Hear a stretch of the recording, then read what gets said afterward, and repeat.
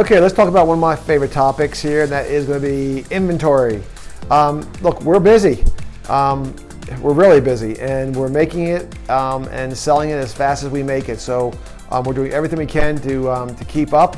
I am proud of the fact that we really don't have too many delays compared to some other companies that we know out there that are 3, 4, 5 months back ordered. Hey, God bless them, they're selling a lot, but we're trying to stay on top of it. But there's a couple different things about the inventory and buying in bulk that we want you to think about. Number one, price. I told you I brought a new vice president of sales.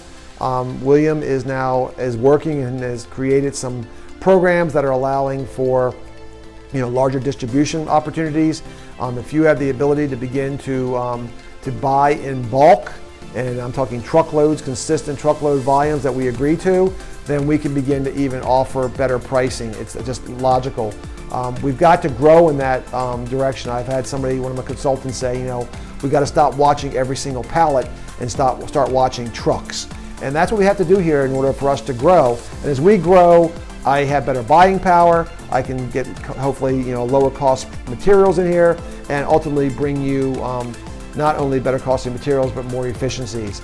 But it also behooves you to have inventory. I mean, if I've got hundreds and hundreds of customers out there that we deal with every month, and if somebody comes in, and this happens, I mean, we can go in there and run 50,000 square feet of pro panels, thinking that's going to be enough to last me for a month. And boom, somebody comes in and takes them all. And we're out of stock.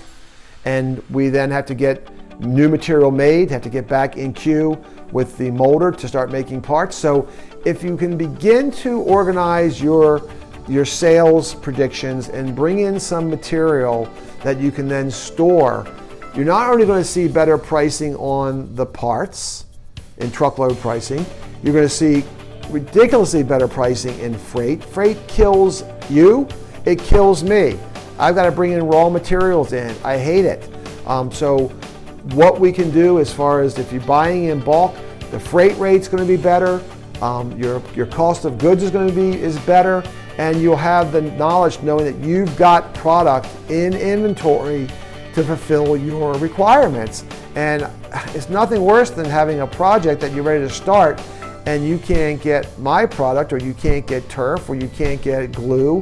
It doesn't work for anybody. So it's not easy to manage all of it. And I know a lot of your other suppliers probably face the same issues we are, but I can only advise you that if you can hold some inventory, it will save you in pricing, freight, and some headaches. So that's really my big push to you guys, is start thinking that direction. We're thinking about it also. We are looking really, really solidly at where else in the United States can we begin to hold inventory to make shipping to California better, shipping to the South better. And so it works for me too. If I ship in truckloads of panels into, say, Nevada to ship to the West Coast, that's a lot better than me shipping 20 pallets in there. So I'm doing my same thing I'm telling you. I've got to do better. I've got to order more, and I've got to get it shipped to locations with better freight rates. So think about that. I think it's really important as we grow.